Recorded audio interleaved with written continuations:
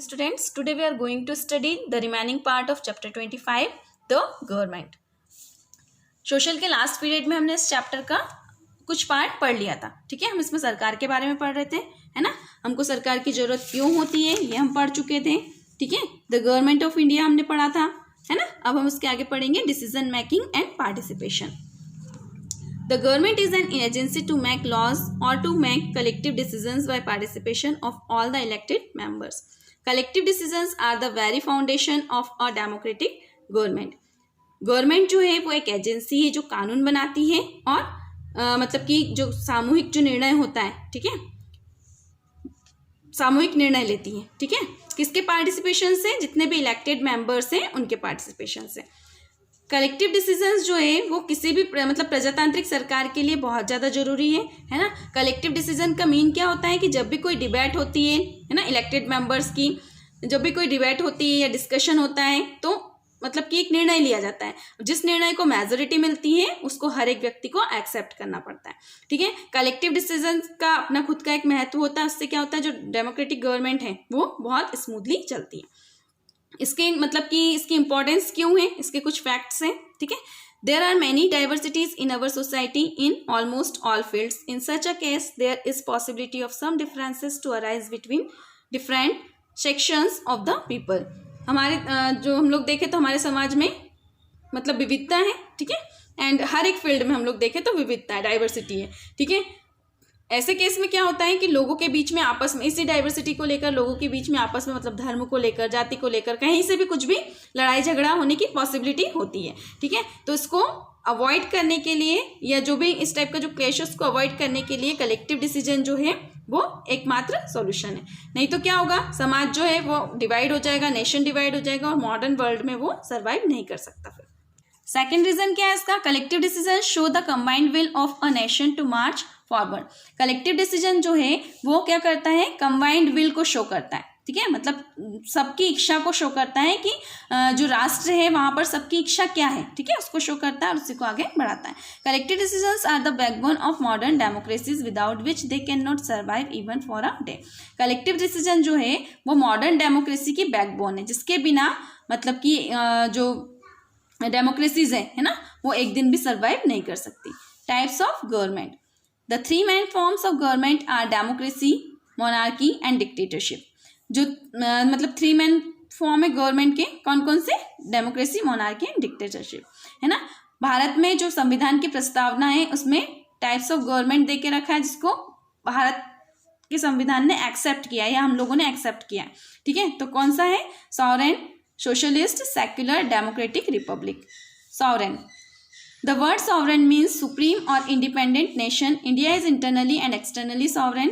Externally free from the control of any foreign power, and internally it has a free government which is directly elected by the people and makes laws that govern the people.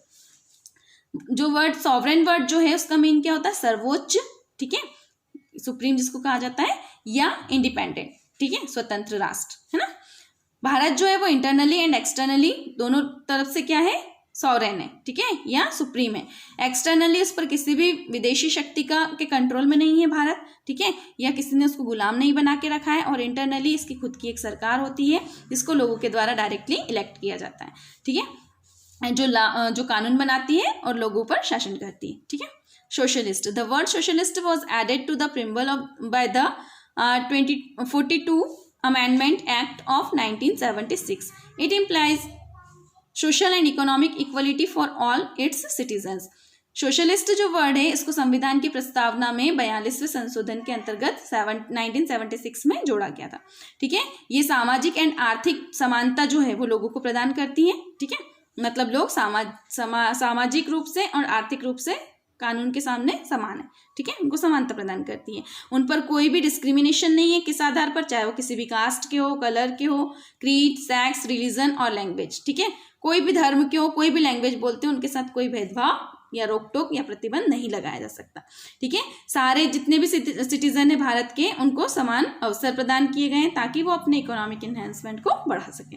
ठीक है, भारत ने एक mixed economic model adopt किया है. ठीक है, जो क्या करता है, गवर्नमेंट जो है वो कई सारे कानून बनाती है है ना, और किस लिए बनाती है, जो समाजवाद का जो लक्ष्य है सरकार के सामने उसको वो प्राप्त कर सके। जैसे कई सारे कानून बनाए गए हैं, जैसे abolition of untouchability, zamindari act, equal wages act, child labour prohibition act, ठीक है, इसमें छुआछूत का अंत किया गया है इस एक्ट के थ्रू या इस कानून के थ्रू, है ना। ये जमींदारी एक्ट जमीन को लेकर बनाया गया है, ठीक है, जमींदारों के लिए। इक्वल वेजेस जो समान मजदूरी के लिए बनाया गया है ये, है ना, और ये बाल श्रमिक जो होते हैं ना, उस बाल श्रमिक की जो बुराई है उसको खत्म करने के लिए बनाया गया। Secular, the word secular was also inserted into the preamble by the 42 amendment act of 1976। Secular जो वर्ड है इसको भी संविधान की प्रस्तावना में जो 42वां संशोधन जो हुआ था 1976 में, उसके अंतर्गत इसमें ऐड किया गया है। ये भी मतलब कि सारे धर्म जो है या धार्मिक सहिष्णुता को लेकर इक्वलिटी प्रदान करता है लोगों को, ठीक है, समानता प्रदान करता है। इंडिया जो है उसका कोई मतलब कि ऑफिशियल स्टेट रिलीजन नहीं है, ठीक है, कोई भी धर्म नहीं है कि कोई राष्ट्रीय धर्म है, ठीक है। हर एक पर्सन जो है उसको अधिकार है कि वो उपदेश दे सकता है, किसी भी धर्म को मान सकता है, किसी भी धर्म का प्रचार कर सकता है अपनी चॉइस से, है ना। गवर्नमेंट उसको कभी भी रोकेगी टोकेगी नहीं किसी भी धर्म को लेकर, ठीक है। हर एक धर्म को इक्वल माना जाता है कानून की नज़रों में, है ना। और मतलब जो लोग हैं मतलब कि कोई भी धर्म को लेकर किसी के साथ भी कोई भी पक्षपात नहीं किया जा सकता। डॉक्टर भीमराव अंबेडकर ने जो सेक्युलरिज्म है उसको लेकर एक डेफिनेशन दी थी, जैसे secularism does not mean that we shall not take into consideration the religious sentiments of people. उन्होंने कहा था कि धर्मनिरपेक्षता का मतलब ये नहीं है कि हम जो लोगों की जो धार्मिक भावनाएं हैं, है ना, उनको ना समझें या उनका आदर ना करें, ठीक है। सेक्युलर स्टेट का मीन क्या है कि जो पार्लियामेंट है वो किसी भी व्यक्ति पर, ठीक है, राष्ट्र के किसी भी व्यक्ति पर किसी भी पर्टिकुलर धर्म को लेकर या किसी भी विशेष धर्म को लेकर मतलब कोई भी धर्म उन पर लागू नहीं कर सकती कि आपको इसी धर्म को मानना होगा, ठीक है। हर एक व्यक्ति जो है वो अपने धर्म को लेकर स्वतंत्र है ना। Democratic. The government of India is elected democratically. Eligible voters may vote at the polling station in his or her constituency at which he or she is registered on presentation of the voter's identity card or other suitable identification. Bharat की जो सरकार है वो democratically elect होती है प्रजातांत्रिक रूप से, ठीक है, या जनता के द्वारा चुनी जाती है, ठीक है। जो भी एलिजिबल वोटर्स जो होते हैं वो पोलिंग स्टेशन पर जाते हैं, है ना, अपने एरिया की, और वहाँ पर जाकर अपना नाम रजिस्टर कराते हैं, ठीक है। एंड जो वोटर आइडेंटिटी है या कोई भी सुटेबल आइडेंटिफिकेशन है उसको लेकर जाते हैं और वोट देते हैं, ठीक है। आजकल इलेक्ट्रॉनिक वोटिंग मशीन चलने लगी तो ये प्रोसेस और ज़्यादा सिंपल हो चुकी है, ठीक है। काउंटिंग की प्रोसेस भी सिंपल हो चुकी है ना। भारत में 544 सीट से लोकसभा की, जिसमें से 84 जो सीट है वो जो सोशल ग्रुप से, है ना, अलग अलग, या जो ट्राइब से जनजातियाँ उनके लिए रिजर्व है, ठीक है। एंड लार्ज मेजोरिटी जो है वो अनरेस्ट्रिक्टेड है, ठीक है। लोकल इलेक्शंस जो है उसमें 33% सीट जो है वो वुमेन के लिए रिजर्व है, ठीक है। एंड हर एक फील्ड में देखें तो सारे इलेक्शंस में 33% जो है 100 में से वो वुमेन कैंडिडेट्स के लिए सीट होती है, ठीक है। इलेक्शन कमीशन जो है इंडिया का वो रिस्पॉन्सिबल होता है कि जो चुनाव होता है या इलेक्शन जो होता है वो फ्री एंड फेयर हो। Republic In our country, supreme power is held by the people and their elected representatives. हमारे देश में जो सर्वोच्च शक्ति है वो किसके पास होती है? जनता के पास और उनके द्वारा चुने गए प्रतिनिधियों के पास, है ना। भारत का जो प्रेसिडेंट है, ठीक है, वो भी क्या है? इलेक्टेड हेड है रिपब्लिक का, गणराज्य का, ठीक है, भारत गणराज्य का, है ना, जिसको भी किसके द्वारा इनडायरेक्टली मतलब कि 5 ईयर्स के लिए उसको चुना जाता है या इलेक्ट किया जाता है। Levels of the government.